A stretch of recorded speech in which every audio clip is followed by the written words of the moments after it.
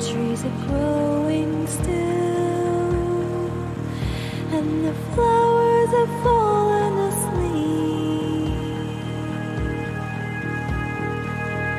There's darkness beyond the hill, and I pray for your soul to keep.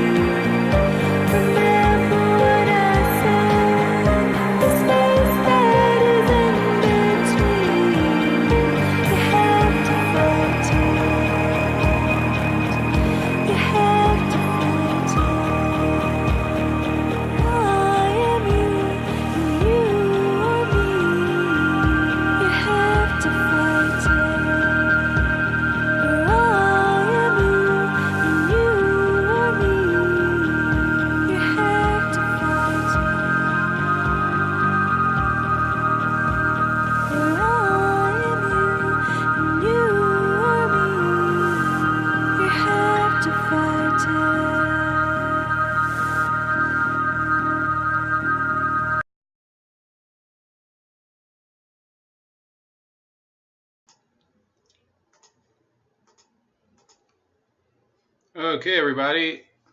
I hope you can hear me. Please put in the chat that you can hear me. I do try to check at the beginning, but I do want to make sure that you can hear me because the last couple of streams has been kind of touch and go. So let me know. Just put one in the chat. We're not going to begin until either one or both of you confirms that you can hear me. So I will bring up the topics. Okay, just put one in the chat if you can hear me. Put two in the chat if you can't. Okay? Just let me know. Anytime.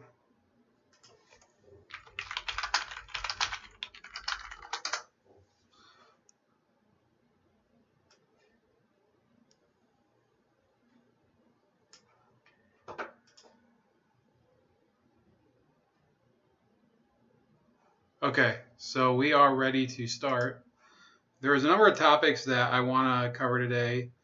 We don't get to do the stream as often as one would like because, the fact of the matter is that I just don't have as much time as I used to, until fairly recently.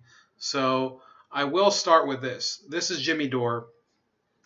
A few of you probably know his show, the Jimmy Dore Show, which is part of TYT. And it's a guilty pleasure of mine. Hold on. I didn't bring this up, so hold on. You should be able to see it now. Here you go. So Jimmy Dore is now premiering as a guest anchor on Russia Today, RT America. And I think I have mixed feelings about it, but I'll let you watch a few minutes of it, and then I want to hear your opinions, because I think that there's a lot of different ways to react to this. And, as much as I disagree with him on so many topics, I'll just give my impression after we watch a few minutes of it.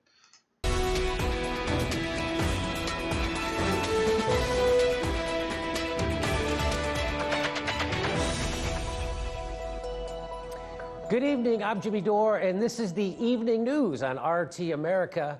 This week we'll be bringing you a series of debates and special reports on RT America. Now this series of shows was originally scheduled to be hosted by... Wait, before we go on, Ryu Shiska says that the song sucked. So now I have to go into the song. You almost avoided it, Ryu, but you fucked up. So the song that I picked is called A Garden's Heart by Natasha Khan, but I had to pick a cover version by this woman named Sabrina Valenzuela, and it's available in the description below. I don't know these women, so I don't give a shit. You can go look for it. But I happen to like that song. I don't know why. It probably calms me a little. It doesn't calm me as much as screwing around with you guys. But this is, I will put whatever fucking music I want on there. If I want to put music that bleeds your ears, I don't give a shit. I will put, if God forbid one day I want to put polka at the beginning of the stream, I will do it. Don't make me go there, Ryu. Don't test me. Okay, I will put fucking, whether it's, let me see. What's the shittiest music I can think of?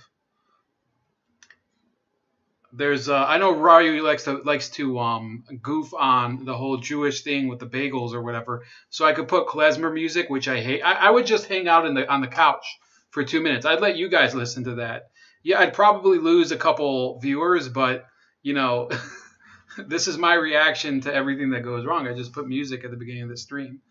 But the thing is that Natasha Khan, who is the singer of that song, is very multi-talented, and she has an act she calls Bat for Lashes. I think it's only her. It's her solo act. She's Pakistani British, and she's probably one of the best international artists that I follow. There are going to be a few international artists I bring on, by the way, because I don't care. I will put out any music that I like. If you want to request something, you're free to request it, but you're not gonna do yourself any favors by complaining about the crap that I put on. Even if I think that it might be tacky and you guys are gonna hate it, I will still put it on.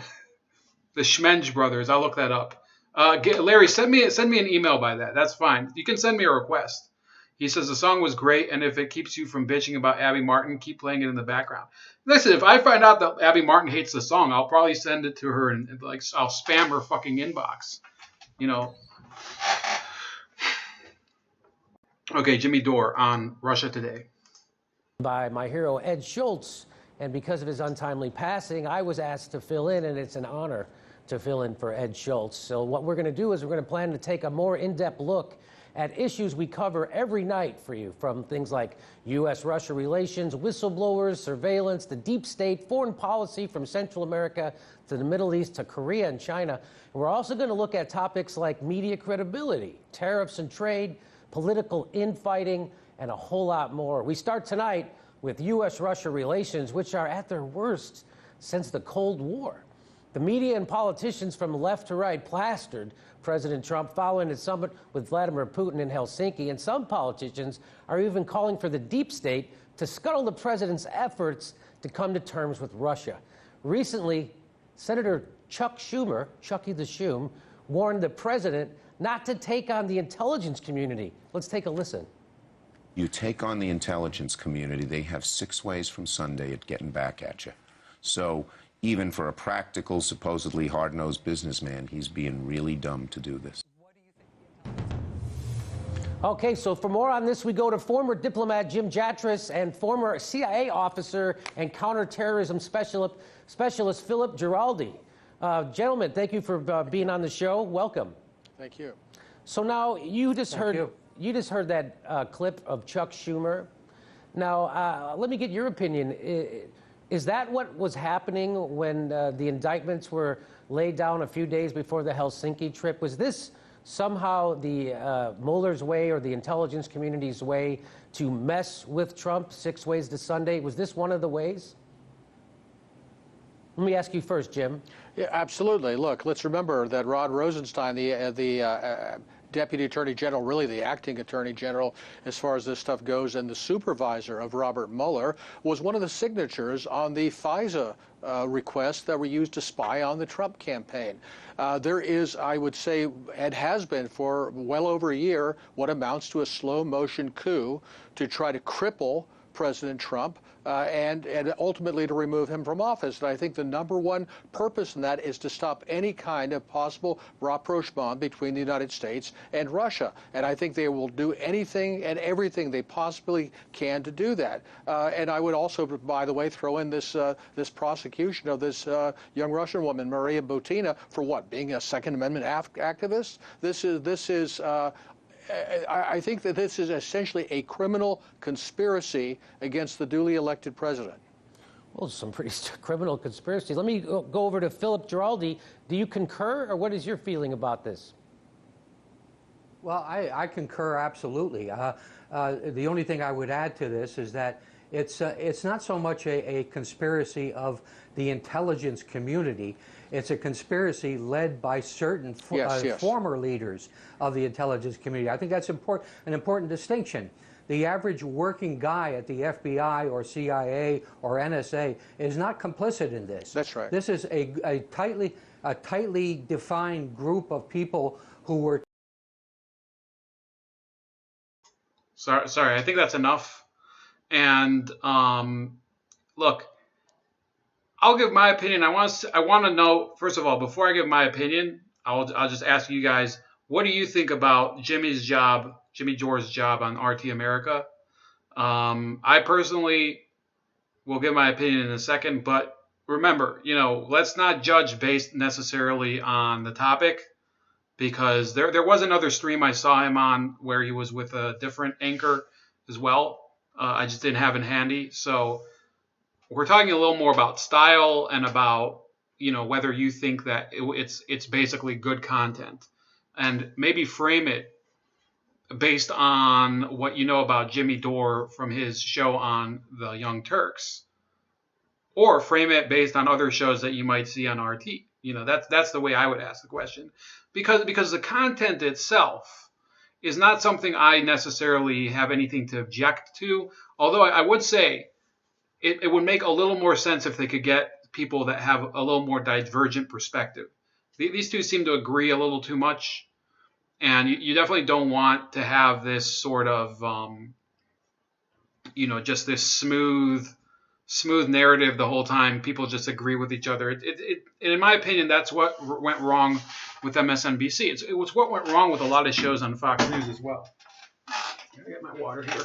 So the fact is that I think that Jimmy Dore did a pretty decent job anchoring the show. I did watch the rest of it. I didn't watch till the end, but I think I had like 2 minutes left.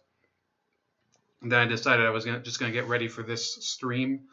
But I think he did a decent job. What I think is a little bit of a problem is that Jimmy Dore on his show is a guy known for yelling at the screen and at his I think it's his wife or his girlfriend, Steph Zamorano, and the other co-host, Ron Placone. There's also another guy, Graham Elwood, that's on the show pretty frequently. So, it is for people who are conservative or for people who are not progressive, the Jimmy Dore show is one of those shows that you check out in order to see how people on the left are kind of thinking. He's not all the way to the left, all the way to, the tanks that are rolling into Hungary, but he is, so to speak, one of the people who is a barometer for what's happening there. And he does, if you watch his show, he does, don't judge based on the opinions necessarily.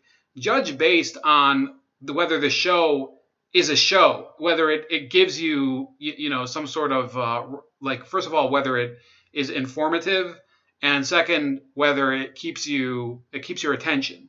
You don't want it to be too entertaining, because then it becomes kind of a farce. I think the Jimmy Dore show does a fairly decent job doing it.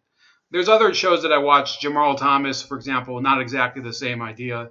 Tim Black from time to time, who's another progressive. Humanist Report I used to watch I used to watch him pretty often.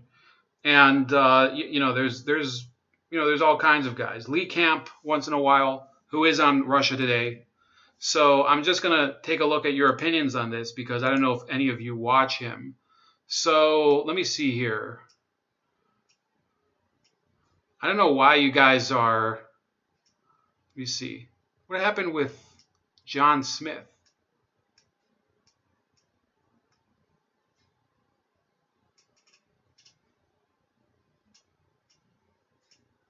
So it says all of his messages are deleted.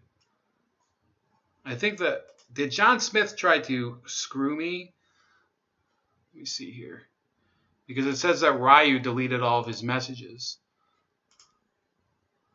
Let me see here.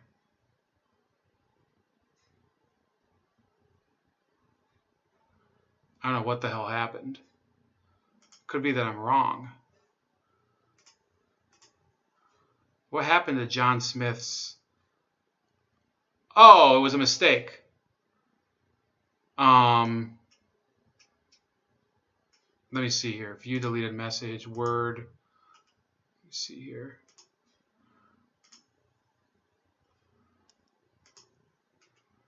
What the hell? How did I even get moderators? Do you want to not be a moderator, Ryu Shiska? It's up to you. I don't care. I never even cared about most of the. I've only had about 2 or 3 actual trolls on it. Hey, Winkle, I saw. By the way, Winkle the Bernie Bro had a very interesting. Well, maybe it wasn't him. I'll let him admit to it or not. But he had a very interesting call that resembled his voice just about 45 minutes ago.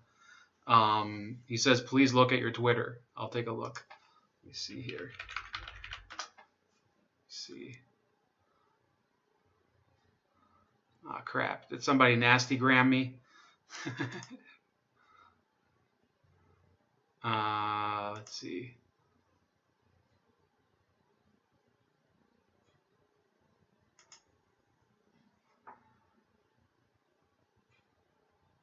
Oh, crap.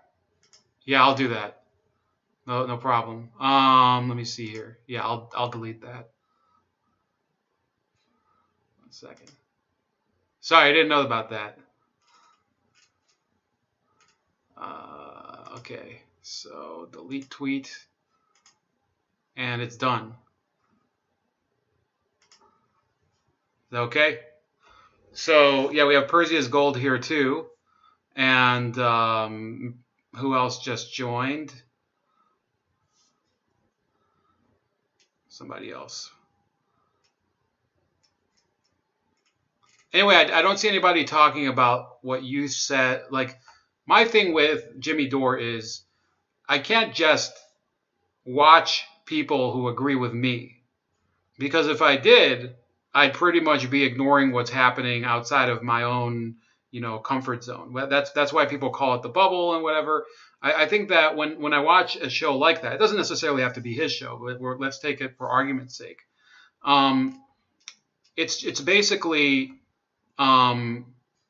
it's basically like Jimmy Dore gets on this thing with Russia Today, this new show, or rather filling in for Ed Schultz, and I think he does. It's a decent career move on its face, because I think Russia Today, whether whether you sit on one side of the aisle or the other, has better content than American cable news. It just does. You look at their shows, and it's objectively better. There are a couple of shows on Fox News, for example, that are okay, but they're not great.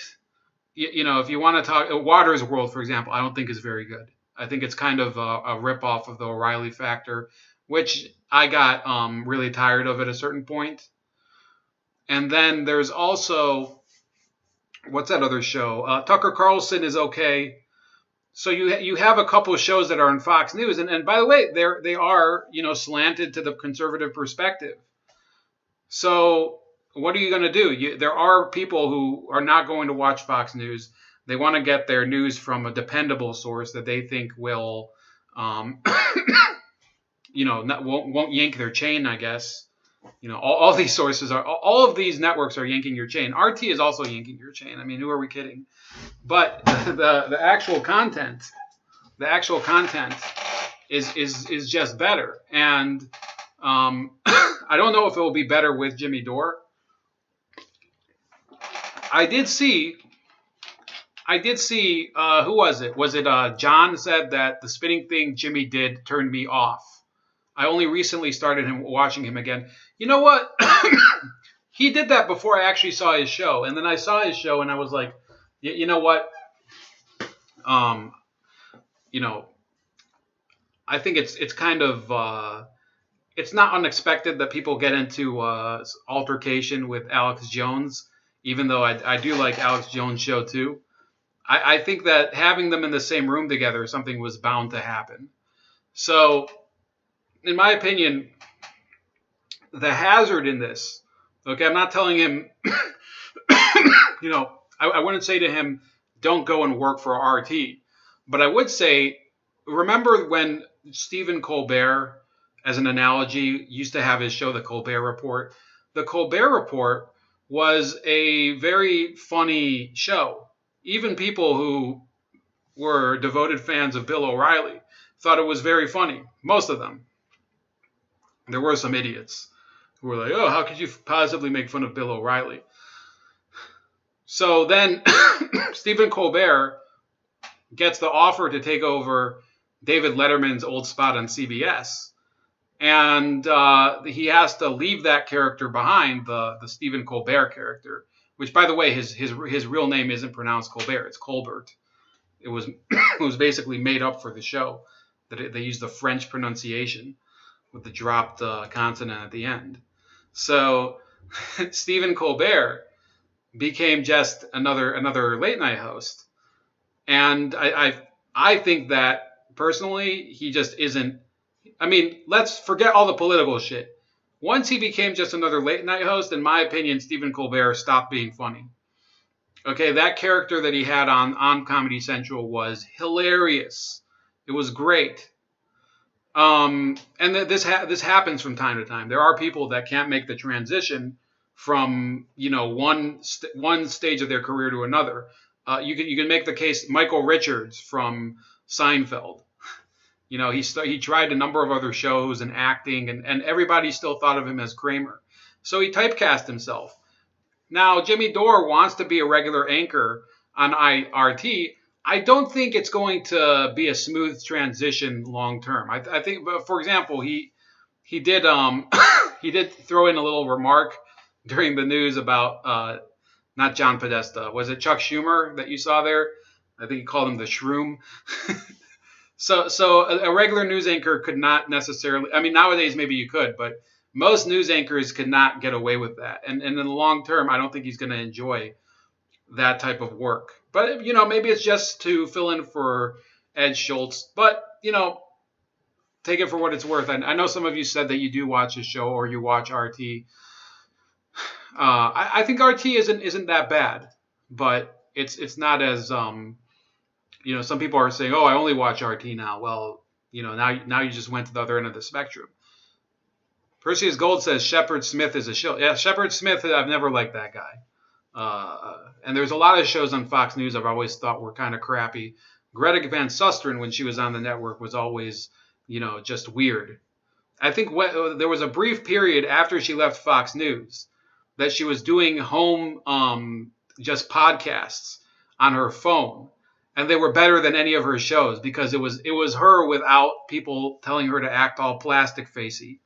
You notice a lot of the people on Fox News just have plastic, weird alien faces. Even that Greg Gutfeld guy that people seem to like, I'm like, he looks like a piece of plastic. Am I the only one who thinks that? Carlson is kind of good too. But, once in a while, some of these guys, they just fit into the same template. It just isn't that interesting anymore. Winkle says Lee Camp is good. Yeah, I think we mentioned Lee Camp earlier. I watch Lionel on RT because he is entertaining to me. I think Lionel Nation on RT is a lot of fun. You're not going to hear that from Larry Gerke, though.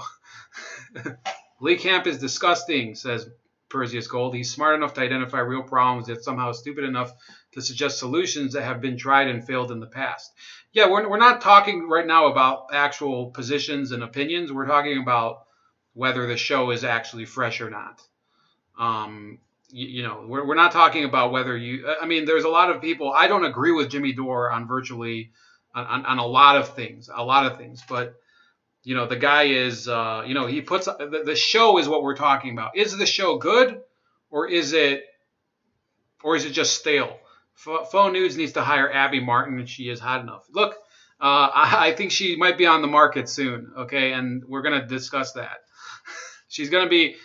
Let me put it this way: she's becoming more visible now because she does need a new gig. So if she were to work for Fox News, I would, it would be a bit of a surprise, but she is going to be needing a new place.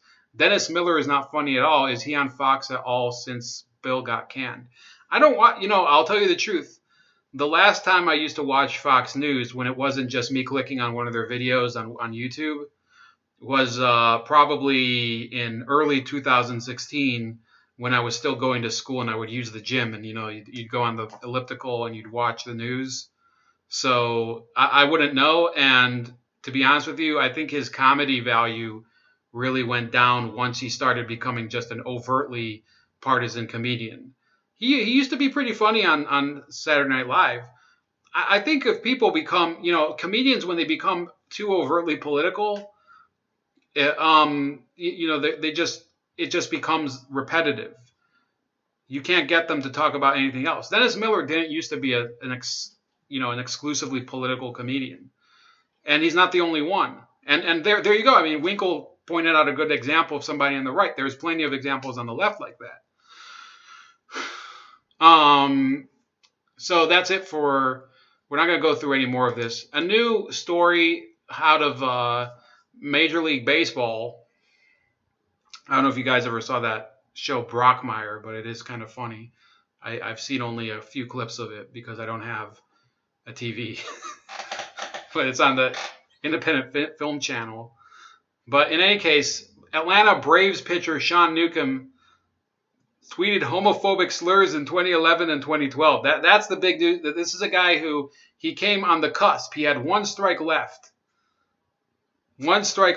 to get a no-hitter, and he a guy got a hit. So, and then in the process, people discovered that he had some homophobic tweets. It's like, look, this was in 2011 and 2012, and I looked up his age. Back then, he would have been 19 years old. Okay, I think originally I thought it was that he would have been 12, but that doesn't make any sense. Sorry about that. I think I read a page of what happened today, so I'm still coughing. So this guy, it says, the controversy over Milwaukee Brewers pitcher Josh Hader's insensitive social media posts from several years ago may be just the tip of the iceberg. This is USA Today's big investigative reporting. They're investigating insensitive tweets made by Major League Baseball pitchers from when they were in high school or earlier.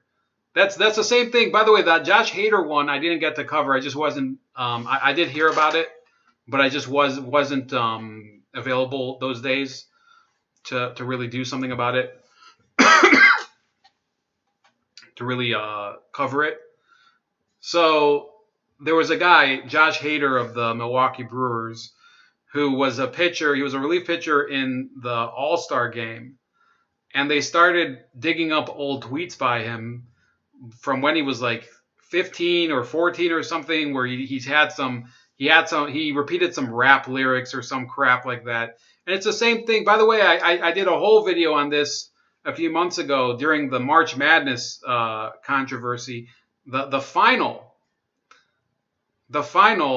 was, I don't know who Phil is, Larry Gerke. I'm sorry. You're going to have to be more specific. The final was won by Villanova. And the star player of that was this guy named Dante DiVincenzo, who was from Delaware. And the guy, they dug up a few tweets of his where he was repeating some I think it was some Meek Mill lyrics or something that had the N-word in it. And it's like, who gives a shit? This guy is probably, if he gets drafted into the NBA, he might not even start. He's one of those college players, because I love college basketball.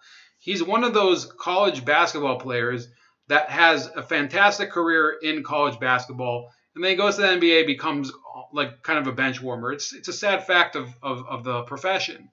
I think he won two NCAA titles with Villanova, which is very rare today to win two NCAA titles.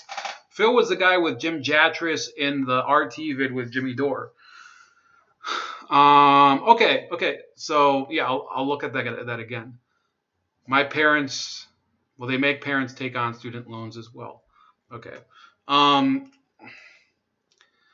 Several troubling tweets, many of them using a homophobic slur from Atlanta Braves pitcher Sean Newcomb, surfaced Sunday just after Newcomb lost a no-hit bid with 2 outs in the 9th inning. Twitter user NatSquid reproduced 3 tweets from 2011 and 2012 when Newcomb, now 25, was an 18-year-old senior at Middleborough, Massachusetts High School. The first tweet with a racial epithet was a line from the rap song The Motto by Drake featuring Lil Wayne and Tyga. So it's the same situation exactly. Same situation. They're policing people for if you're a white person repeating rap lyrics on Twitter from 6 or 7 years ago. Do you not find that absurd if you're watching that? This is Major League Baseball. There used to be people in Major League Baseball that would piss in the outfield.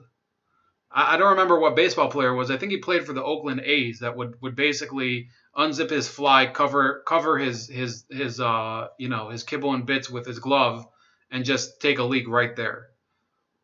And what's the problem? Nowadays, you couldn't even take a piss in the dugout, and they'd probably kick you out of baseball. I think it's a sad commentary on our country. However, the other two, as well as several more on Newcomb's Twitter feed that have since been deleted, contain homophobic slurs. So it goes through all this stuff. It uses the F word, which I guess probably I shouldn't use on YouTube because I'd get banned. Not that I have any problem with people using it, because I don't, who cares? People use derogatory terms all the time for various people.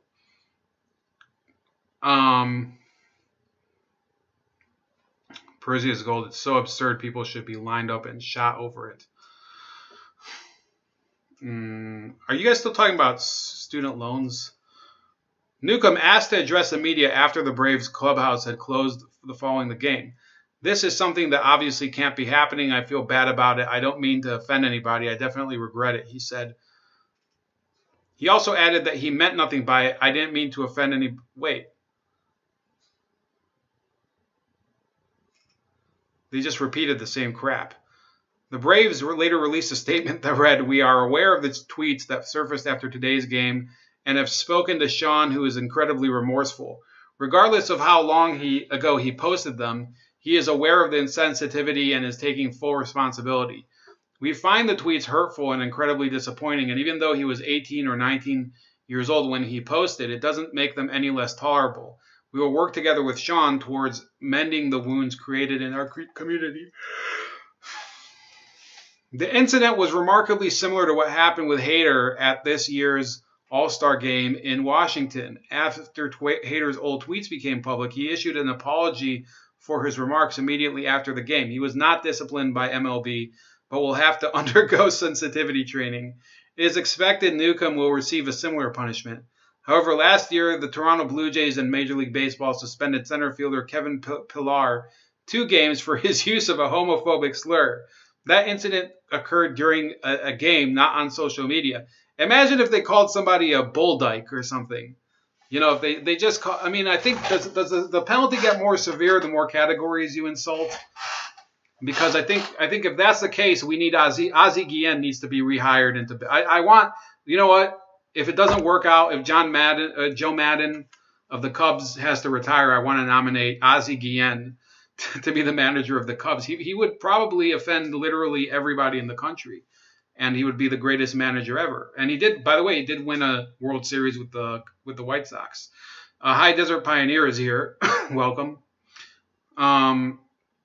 Why anyone would post anything to Twitter? Geez. Well, look. These are people that they were in high school, and now they're being held to account for things that they said in high school 6 or 7 years later when they're a Major League Baseball pitcher, and it only happens when they've been doing something that was really outstanding. Like being in the All-Star game in Josh Hader's case, or in the case of this guy, Sean Newcomb, almost pitching a no-hitter. So he gets he gets off the mound. Imagine this scene, and he's all pissed off. He's like, "Oh man, I just went a complete game. I almost had a no-hitter, and what the fuck? And I can't believe this is happening to me. I almost pitched a no-hitter." And then they're like, "Wait, Sean, this isn't the worst news. They found out that you called somebody a F word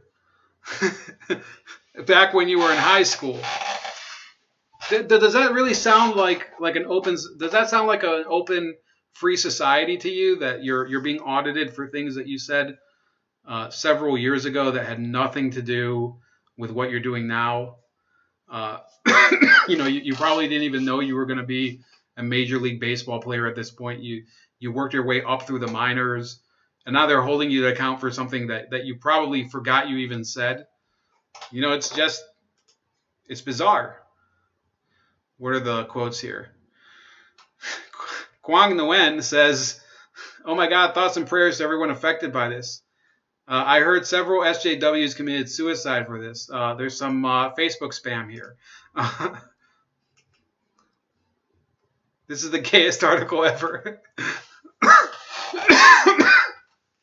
So, how many of us can honestly say that we didn't say or do something incredibly stupid when we were teenagers? I can't honestly say that I didn't say something incredibly stupid 2 minutes ago.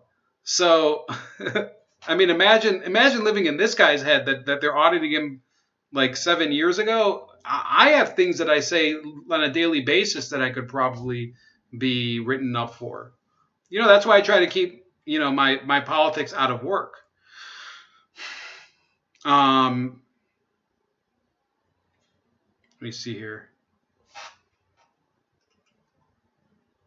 So this guy says, completely agree, except I wasn't using the N-word or hated gays or Jews even in high school.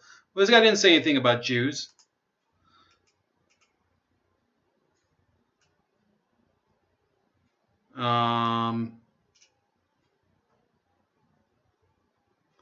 This person says, at 18, you should know better. At what age should people claim responsibility for their actions?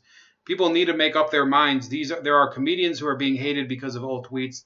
The Brewers pitcher got a standing ovation when he pitched again after his story broke.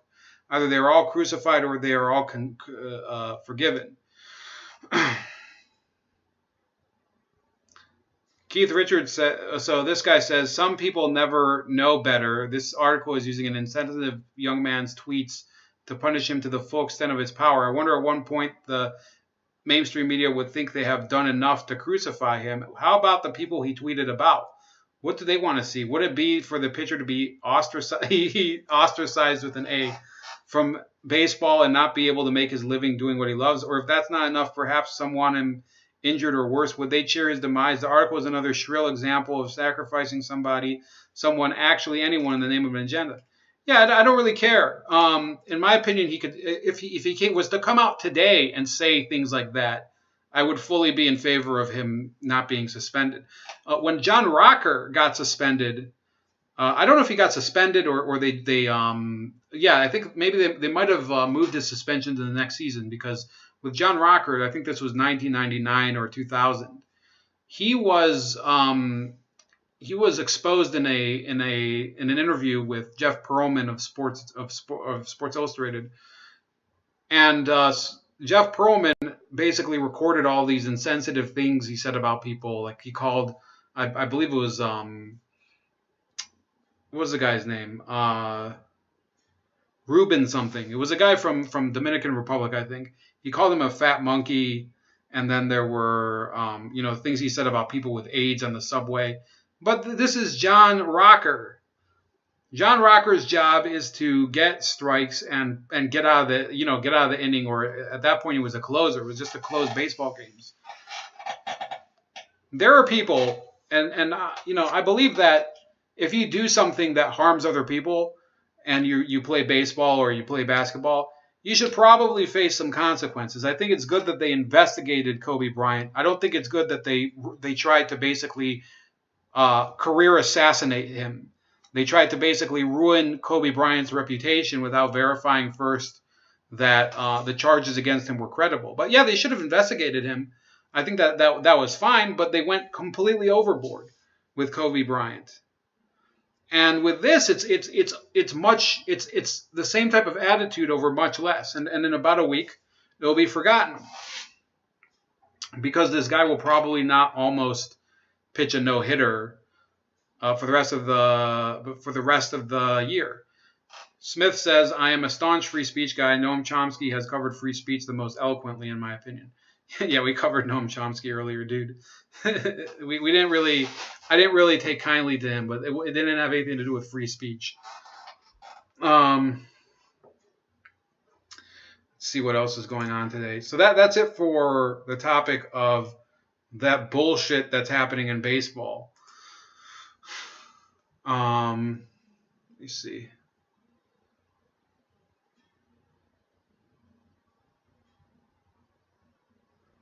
Where is my, here we go. Yeah, here's my live page. So, okay, we have a few people in the building.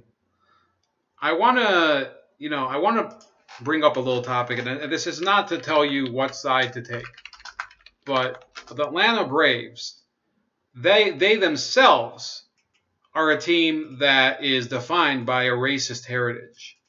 Okay, and I'm somebody. I used to go down to the stadium here in Ohio. We have the Cleveland Indians, and I used to watch these protests by these American Indians, and they were saying, basically we're not being respected, and this is a disgrace and whatever.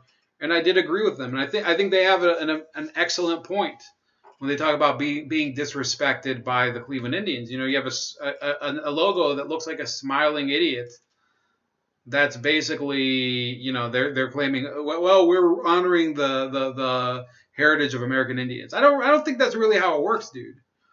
So I was always in favor of changing American Indian mascots or logos and finding something else. Now, unfortunately, I don't speak for the fans, and I can't really, a lot of people are attached to them. So it's not a very easy battle to fight. I have a lot of friends that are very attached to that to that brand, to the brand of the of the Cleveland Indians, Chief Wahoo. I can't tell them how to live, but I can at least make my opinion clear and try to explain that I think that those logos and things they're kind of they're kind of ridiculous if you think about it. It doesn't matter. People will buy whatever they want to buy. I kind of walked away from supporting that team a long time ago. I was already, I've always been kind of more of a Cubs fan anyway. But, of course, you live here, you kind of see the games of the Indians a little more. It is what it is. But if you're talking about what's really offensive, what's more offensive? An 18-year-old kid using derogatory slurs towards gay people, or is it a professional baseball team, a corporation, if you will, basically using trademarks that depict a certain ethnic group in a certain way? I happen to think the second option is a little more of a problem. Okay, and that's just me. You guys can decide whatever you want. If you're an Atlanta Braves fan, I'm not going to judge you. Rajishka says, sticks and stones may break my bones, but there will always be something to defend in SJW. Whatever happened to the land whale you debated a couple of weeks ago? Look, that guy, I've trolled him a couple times, and I don't expect ever to have any more contact with him because basically this is a person who is delusional. I saw a video where he was trying to claim that Amazing Lucas is out of his mind. Amazing Lucas is just some guy who, he has a YouTube channel. He is conservative, but he's more of like a gaming conservative doesn't really care necessarily about. I mean, he's not very into policy, but he's one of these people who is, he's a black community person, has decided to walk away, become a conservative, and he starts critiquing Lucas's video and calling him like all sorts of names and whatever, like claiming that he's out of his mind and that Trump's done and stuff like that. It's like, this is very easy to go after a user and critique their videos, okay, and then run away when other people come and try to debate you. That's what he tried to do with me. Okay, if people want to debate me, if you want to put something in the comments and say, hey, and you can even call me an asshole, and you say, hey, I am an Atlanta Braves fan, and I think that you're completely full of shit about the logo. You're free to come on and talk to me about it face to face. So that guy is basically a complete coward, and I'm just not. I don't really think that there's any more to explore there. And he probably thinks the same way about me. I don't think he can call me a coward, though, because he accused me of doing that. And then he had to take down his video because he thought that I wouldn't come on his channel to debate him, and I did. And then he had to weasel out and go take a piss. So I don't care what he thinks. He can if he wants to discuss anything, he's free to put a comment here. I think he usually downvotes my videos or something, which is fine. You can downvote my video. I don't care. I'm not trying to turn this into, a massive channel like PewDiePie or something. I don't care. This isn't what I do day to day. As far as Cleveland turned that smiling baseball mascot into a white guy, put a Lincoln hat on him, and renamed the team the Cleveland Cucks. Why the fuck not? I don't know what does a Lincoln hat have to do with that. The SJWs seem to forget that if Trump somehow gets removed, it will result in a civil war that they are not prepared for. John Smith says, I would face-to-face, but I don't own a camera. I'm poor. You can actually call in by Skype if you really need to. But, I'd rather communicate by email first in your case. So there's no problem. Yeah, that's pretty disgusting, Larry. So the next topic, of course, we always talk about Venezuela, but it's not enough to talk about Venezuela being a failure of socialism, which I think is, there are countries where socialism manages much better for much longer. But this is really a catastrophic failure that's beyond just the socialism issue, because there are countries where they institute kind of a more you don't have to necessarily call it socialism, but it's a little more of a comprehensive regulatory scheme. Japan would be an example. Vietnam would be an example. You don't see people. Vietnam is not on the verge of a complete collapse and a national crisis, because they've managed themselves very well. They have the institutional discipline to weather many years. You can dislike the Vietnamese government all you want for their oppression, but they just manage their issues a lot better.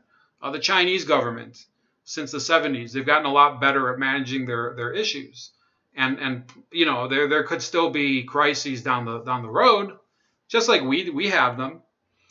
Venezuela is taking the opposite approach. They're basically they rule by impulse. It's truly megalomania, and that happens really. It's beyond the socialism. It's where the socialism has become something where the system doesn't make any sense anymore. Okay.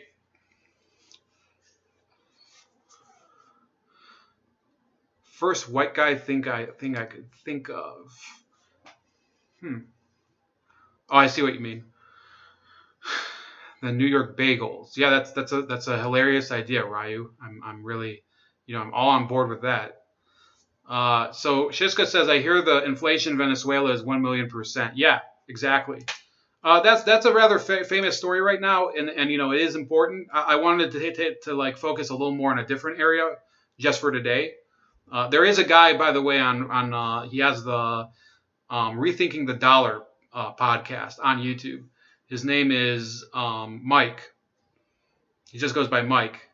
Rethinking the Dollar. I'll put the name of the channel in the chat. That guy is a currency guru. Both crypto and fiat and precious metals. The guy is amazing. I've had him on the channel. I might have him on again. He's very nice, very patient with questions. You should check out his channel at least to keep an eye on economic issues. He is predicting an economic collapse. Those of you that are Trump fans, that's his opinion. So you can call him up, ask him questions. You don't have to get combative with him. He's a very social person. I think he used to play basketball in Europe. Venezuela's Maduro under investigation in $1.2 billion U.S. money laundering case. So just wait for certain journalists, like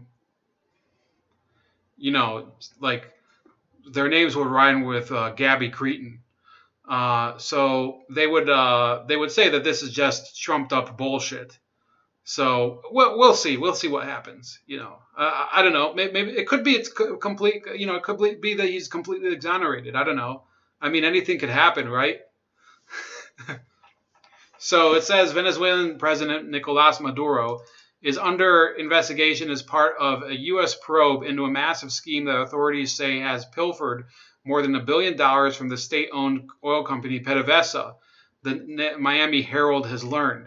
Maduro has not been named or charged in a criminal complaint filed in Miami federal court this week that detailed the international money laundering conspiracy. So he's not under indictment yet, and maybe he might never be. That's they use the same thing against Trump. They say, well, he's not indicted yet, right? So it could be that he might never be indicted because I mean, to a certain extent, you might say that the government would not try to aim too high.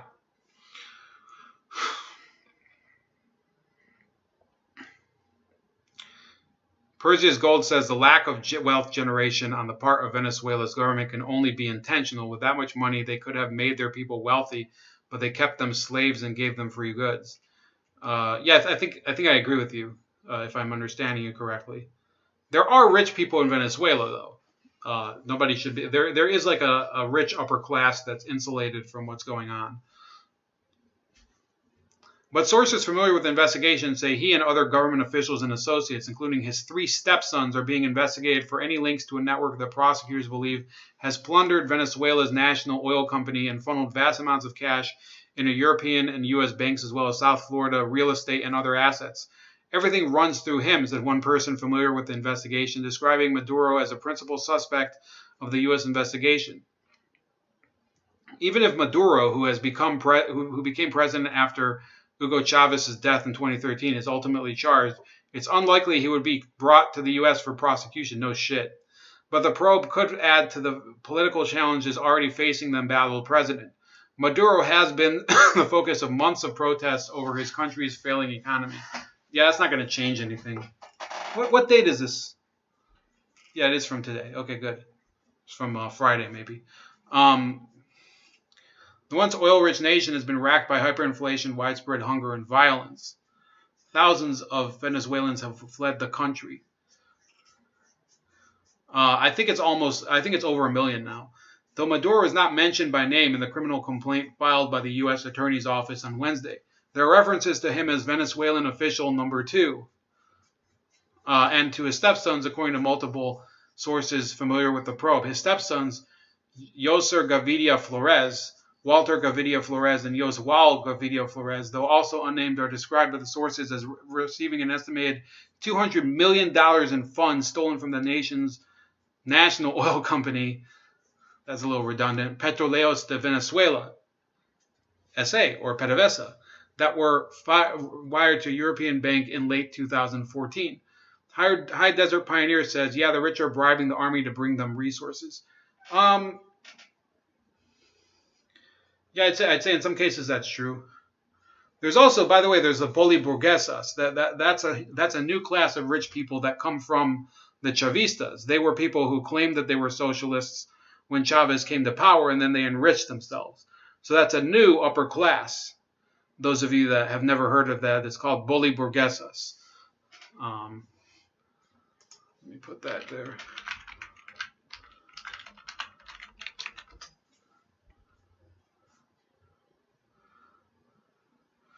So the deposits for his 3 stepsons, the grown children of Maduro's wife Celia Flores, were from previous relationships. Were among 10 wire transfers totaling about $600 million, according to Homeland Security Investigation's criminal complaint. The affidavit says the wire transfers were made from PDVSA, with about $265 million going to accounts linked to the complaint's lead defendant, Francisco Convite Guruciega, a Venezuelan billionaire businessman. He and other members of the wealthy class are often referred to as the Boliburgues, an elite, officially politically connected group in Venezuela. An unnamed conspirator also received some of the money, according to the affidavit filed by Assistant U.S. Attorney Francisco Maderal. Roughly $200 million went to the Chamos, Spanish for stepsons, of Venezuelan official number 2. Sources say that Venezuelan official 2 is Maduro. Court documents say another $80 million went to conspirator 7. Sources familiar with the affidavit told the Miami Herald that conspirator 7 is Raul Gorin, owner of Global Visión television network in Venezuela. Global Visión used to be an independent anti-government network in Venezuela, and then I think in 2009, might have been even earlier, Chavez took it over. Gorin, who has close ties to Maduro and the late President Chavez, has been sharply criticized for turning a pro-opposition news network into one more friendly with the president. The High Desert Pioneer says, "Don't worry, it's not true socialism, though." Yeah, I mean, yeah, it's obviously fucked up. If they hadn't fucked up, it would be true socialism, right? In late 2017, Gorin tried to broker an exit strategy with the Trump administration for Venezuela's beleaguered government, according to various Washington sources, by peddling the idea that Maduro and other key government leaders might be willing to negotiate a transition in Venezuela in exchange for amnesty.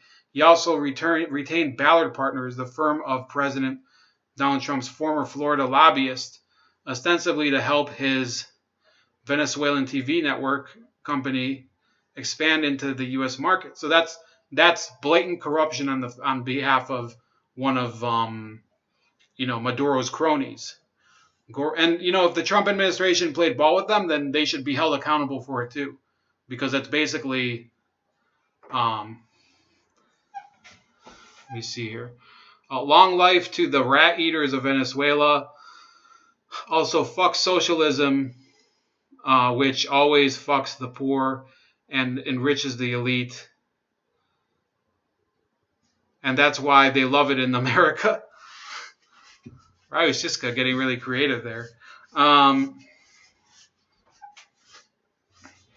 The 8 defendants named in the complaint are accused of embezzling funds from Venezuela's vast oil income and exploiting its foreign currency exchange system to amass illegal fortunes in the United States and other countries. To leverage their profits, the defendants took advantage of their access to the Venezuelan government's foreign currency exchange system. So these were high-level officials that instead of keeping the public trust over its wealth as a country, they just took it. That is basically, if that's socialism, then that's what you get. Okay, and those people that are claiming that that's not socialism, well, that's how it was advertised. So, who are you to blame for that? It's not us that ruined it. It's not the United States that ruined that country. When there's people that launder the riches of an entire country and take it away and put it in foreign banks, that's not the United States' fault. The Venezuelan Information Ministry in Caracas could not be reached by phone. Among the defendants is a German national arrested Tuesday at Miami International Airport who manages banking activities for numerous Venezuelan officials. Matias Krull, 44, a Panamanian resident who worked as a banker in Switzerland. His defense attorney, Oscar S. Rodriguez, declined to comment on Friday. Krull is being held at the Miami Federal Detention Center. Another defendant, Gustavo Adolfo Hernandez Frieri, 45, a Colombian-born, I think I've heard his name before, a Colombian-born naturalized U.S. citizen, was arrested in Italy on Wednesday and is expected to be extradited. Hernandez is accused of using his Miami financial firm Global Securities Advisors and another firm Global Strategic Investments, to launder money with false mutual fund investments.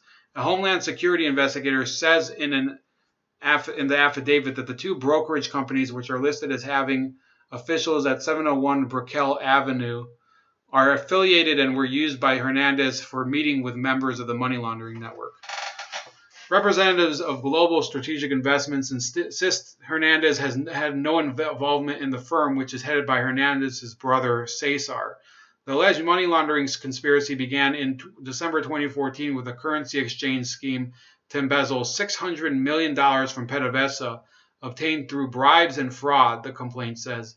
The defendants used an associate who would later become a confidential source for the feds to launder a portion of the PDVSA funds.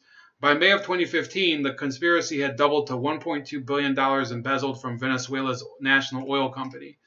In early so look at that. I mean, why shouldn't we give our national resources to public ownership? Why not? I mean, it all works out in the end. In the end, it's all good because all of it ends up in Miami, and it's probably happier there. In early 2016, the associate approached Homeland Security investigators in Miami about cooperating and becoming a confidential source, the complaint says. The source agreed to wear a recording device to launder $78 million in PDVSA funds that he had received from a loan contract with a national oil company. The federal probe, called Operation Money Flight, was launched with the initial focus on the defendants' efforts to launder a portion of the $78 million. That investigation uncovered the broader money laundering, according to the affidavit. This is pure. This is how that country runs. Okay, let me read some of the other comments. They are wiping out burro herds in Venezuela now. Thank you, High Desert Pioneer. Larry Gerke says they already ate all the zoo animals and pets. Yeah, that's pretty sad. Sad for the people and sad for the animals. Well, what else are you supposed to say? That's not really how it's supposed to go. I don't care what type of system you have. Shiska says, why in the hell does the left in America want to implement this shit in the U.S. When it ends up like that in Venezuela? And then he says, long live the hope of the free world of the United States. Okay. I don't know why he switched to Spanish.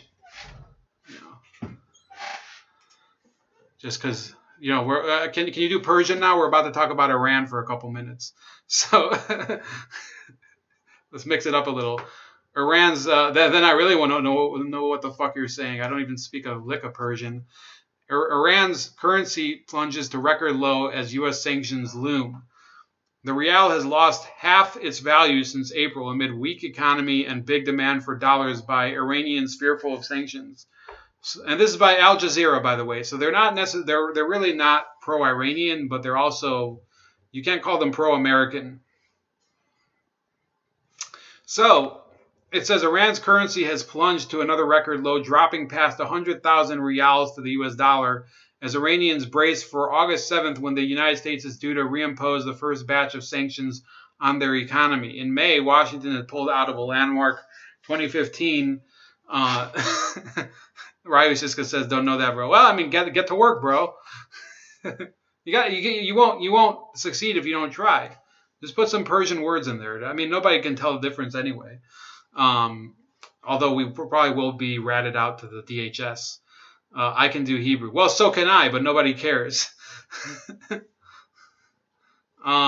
May, Washington pulled out of a landmark 2015 deal between world powers and Tehran, under which international sanctions on Iran were lifted in return for curbs on its nuclear program. The U.S. government decided to reimpose sanctions on Iran upon its withdrawal, accusing it of posing a security threat, and has told countries they must halt all imports of Iranian oil from November 4th or face U.S. financial measures. On Sunday, the Iranian rial plunged to 111,500 against $1 US on the unofficial market, down from 97,500 rials on Saturday, according to foreign exchange website bombast.com. Other websites said the dollar was exchanged between 108,500 and 116,000 reals. The real has lost about half of its value since April because of a weak economy, financial difficulties at local banks, and heavy demand for dollars among Iranians who fear the effects of sanctions. Iran's government tried to fix the rate at 42,000 in April and threatened to crack down on black market. Fuck it, I will stick to English. I mean, good choice, man.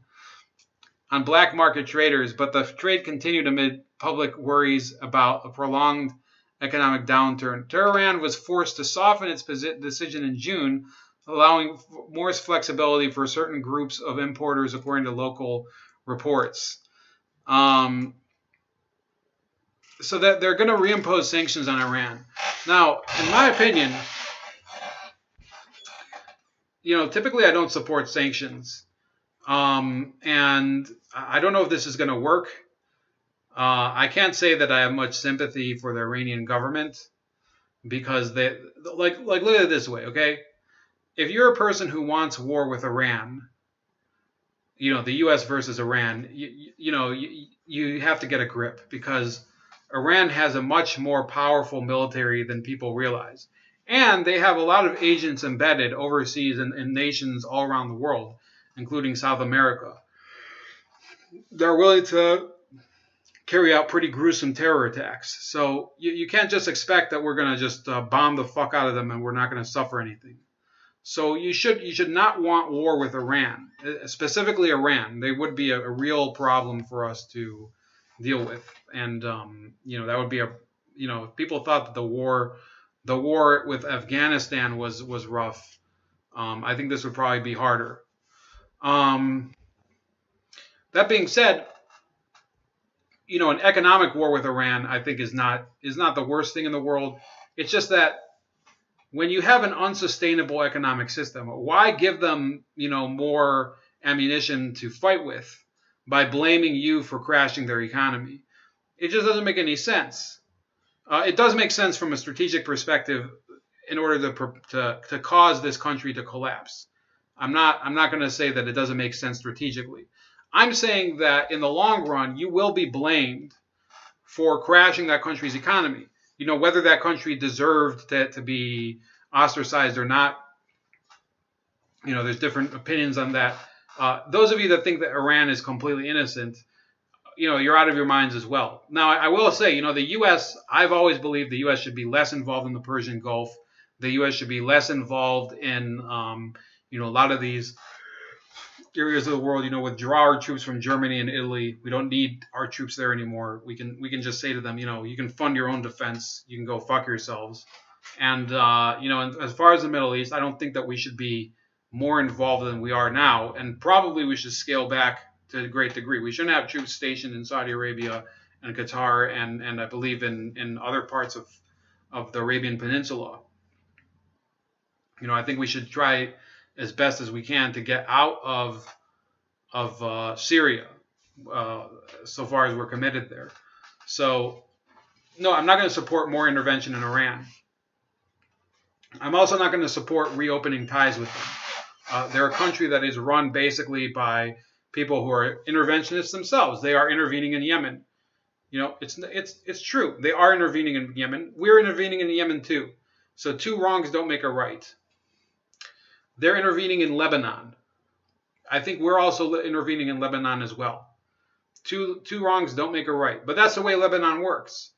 So you have a horrible system that's always been that way. And we're involved in it. So, I don't know if there is a good side there. I mean, I definitely don't think Iran is the good side. But I am of this attitude. We know that Iran is not on the side of really looking after the interests of the people that it's involved with. Okay, whether it's in Iraq, Syria, Lebanon, or Yemen. Okay, we know that. But do we know that we're in it for the best interests of the people there? I don't think so either. I think that the United States and other countries, Turkey, Israel, or whatever, we are partially culpable for what's happened in Syria. The Syrian government for sure is responsible as well. So is the Russians. So are the Iranians. So the answer in my mind has always been to broker some sort of withdrawal agreement for all parties and get everybody out of there. Schmaltz Brewing Company, I saw there. I don't like that. I don't like that beer. I'll tell you what. I just don't. I think it's kind of bitter and weird. I remember drinking it a long, long time ago. This is a new article. I'm going to probably cover it at length. It's a little late today, so I'll just gloss over it. So, let me take a sip of water first. It's a little tiring now talking about Iran and reading and translating Ryu Shiska's chats.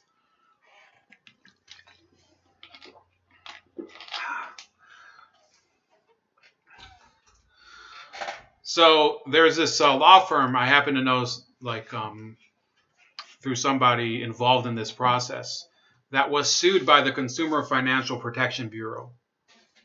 And the Consumer Financial Protection Bureau was founded in the early 2010, in the early part of our decade, at the behest of Elizabeth Warren. Before she was a senator, she was an advocate in favor of forming the bureau. And its purpose was to litigate issues of white-collar crime and exploitate and basically consumer fraud, stuff like that. And it sounded really good. But the problem was, it sounds great. The problem is, how do you keep them accountable? How do you make sure that they don't go buck wild and make a bigger problem than the one that they were created to solve? It's the same issue we have with the DEA. It's the same issue we have with the CIA. It's the same issue we have with the ATF, the EPA. There's issues where we have no clue what these agencies are doing. And in this case, they brought a lawsuit against this law firm, Weltman, Weinberg, and Rice Company, that I will probably write something about and also discuss in a further stream more in detail. But this is the basic gist of it. So this is a law firm that they were basically collecting debts for creditors. Okay, so they're a lot of people would say, oh, that's the devil's work, because they're basically going after poor people that owe money.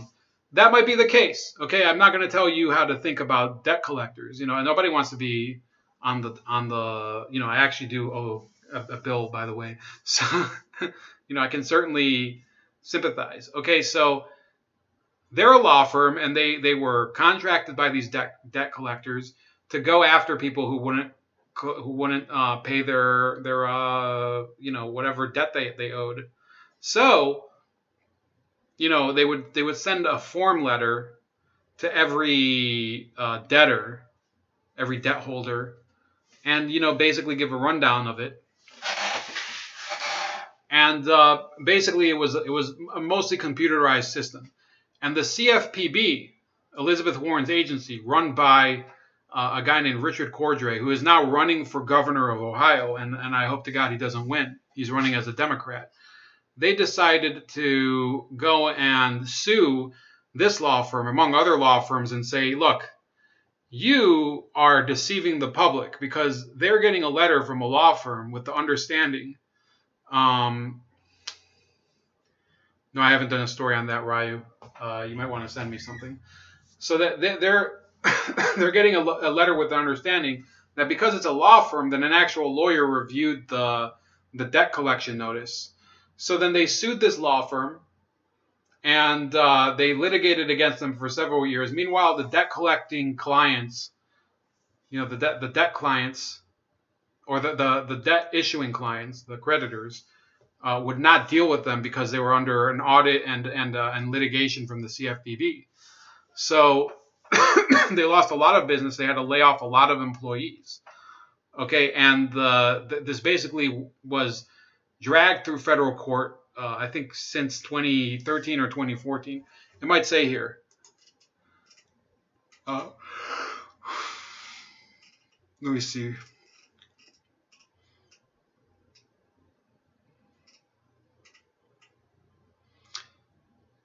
I guess the case was filed in April 2017, but I believe the audit happened earlier.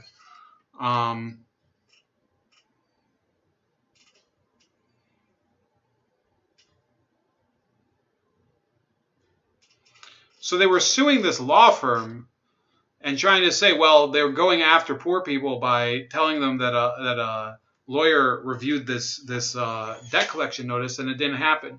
Well, apparently their star witness for the CFPB was a person who claimed that he did a survey where he showed people the notices and he wanted them to determine whether they could say that it was reviewed by a lawyer or not.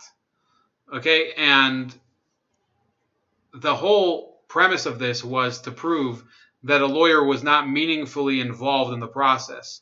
So then this person who told me about this story, he said that the case was decided because the defendants, the law firm, ended up saying, well, their lawyer said, well, think about it. If you're the expert, Mr. Pollster, the person who's polling these people for this study, how did you perform this study? And the guy had to say, well, yeah, I had some volunteers and I had some graduate students and aides and whatever. So he said, well, so you didn't personally poll all of the people in this survey, correct? And he said, no, I didn't. And they're like, so would you say that you were not meaningfully involved in the process? And he had to say, no, I was meaningfully involved. I came up with the system. I came up with the polling metrics. So I was meaningfully involved. And that's where the case, it was not a very strong case to begin with, but that ended up being cited as one of the factors in the decision against the CFPB. So the CFPB basically, and I'll try to find more information on it, how much money was actually wasted suing a law firm by our federal government. So this person I know was very adamant that this law firm, they suffered a lot. They lost hundreds of employees due to this process because law firms, by the way, are larger than people think that they are. So they lost a lot of employees. They suffered a lot of business, lost business revenue. Okay, a law firm is a business almost like, it's not like any other business, but it is a business. So the CFPB basically wasted the public's money and also lost the Ohioans, hundreds of Ohioans, their jobs, all in the name of collecting money on behalf of who? The CFPB. Because if the CFPB wins the decision, the majority of the award goes to the CFPB. It doesn't go to any consumers. That's what people don't know. And we'll probably go a little more into detail about this, in the coming weeks or so. Because Richard Cordray is trying to run for governor of Ohio, and I don't see any reason why we shouldn't dredge up all of this nonsense that he's been doing as former director of the CFPB. By the way, this person had also told me that Richard Cordray, the former director of the CFPB, when he was Ohio Attorney General, he had contracted that law firm to collect debts for the state of Ohio. So think about how fucked up that is. As director of the CFPB, he directed his agency to prosecute a law firm that he himself had used as Attorney General of Ohio. So that's about it. I do have to go. But it's been great talking to everybody, and I'm glad we got through to most of these topics.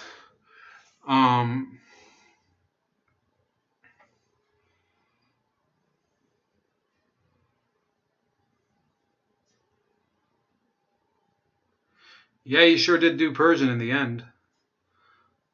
Good job, Ryu. Made a lot of progress today. So, again, I want to thank you guys for staying. I want to thank you guys for going through all of those different topics and with me. And, we'll try to keep it strong. I don't know how many of these I'll do during the week. It's kind of touch and go at the moment, but we'll try to do it again. And now he's expanding into Chinese. So have a great night, and please like the video, subscribe to the channel if you haven't already, share the video, and comment after it uploads.